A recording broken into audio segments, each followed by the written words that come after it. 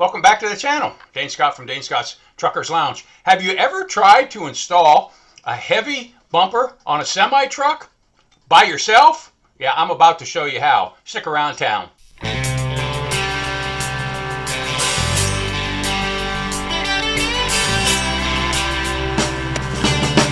Painted sky in a sunset scene, through the window of a GMC. White lines and lighted signs got me hypnotized.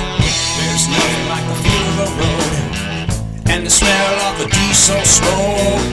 Another 10 or 20 miles, I'll be pulling in. This ain't So let's get this show on the road, shall we? 13 years just laying it down, driving my GMC. Yeah, you know what I mean.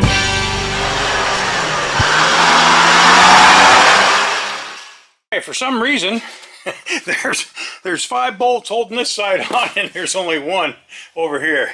Not sure what that's all about, but it'll make my job just a wee bit easier.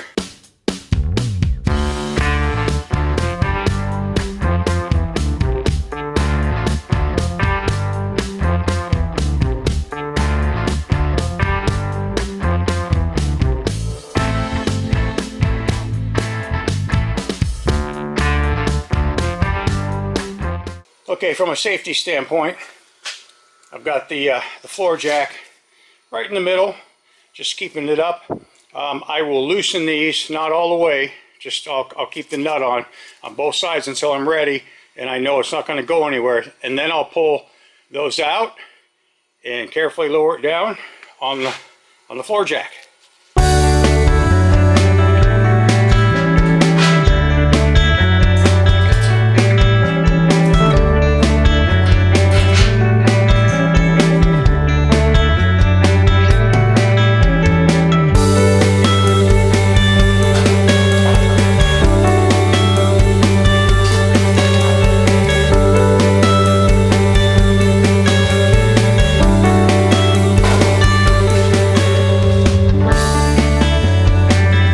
So while this is off, of course, I'm going to get this all cleaned up, wire brushed, and get it painted before we put the new bumper on with all these beautiful lights. So I got to put that together first and make sure it's ready to install.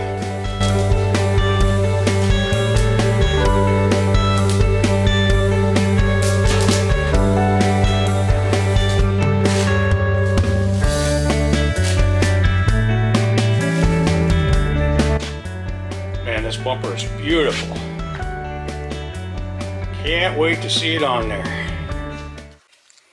So if you can see right there, you see how the flange from the rubber is on the inside of the bumper, so it can't come out.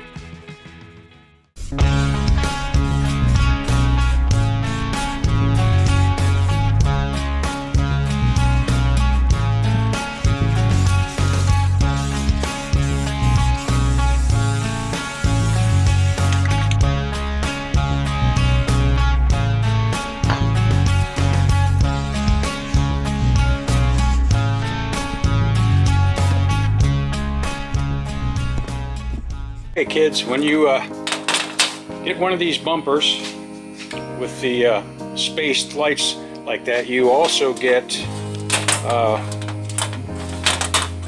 what do I want to call this, a wiring harness, I guess, basically. Thankfully, so you don't have to wire each light and then connect them in between. this harness, everything is spaced 6 inches. But this is more than 6 inches right here. See, so my spacing gets off. And it doesn't change if I turn the wiring harness around. So what I have to do is I actually physically have to splice this wide area. That's the only way around it. Alright, so I made the cut there. Here's my 3 that'll be spaced perfect.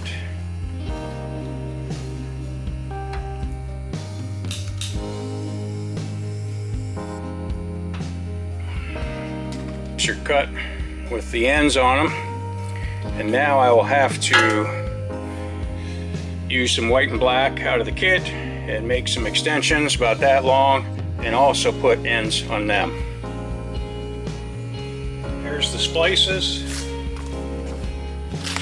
and there is the pigtail that will attach to those. Is to spray paint all that wiring black, because you don't want this white wiring harness showing when you look in from this angle. If I need to know which one's white and black, I can scrape with my fingernail. Leave that there till I get her on, but she's ready to go on. So let's see what we can do.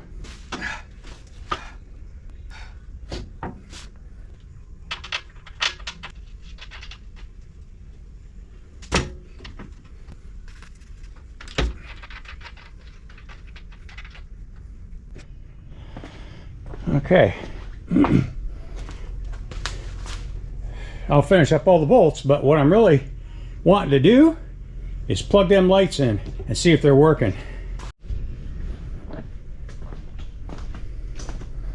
There you go. They're all working. They're a little dim. I think I got a bad switch because it's kind of finicky whether it wants to turn on. But as far as I'm concerned, thanks Jeremy of 4 States, that's a win-win.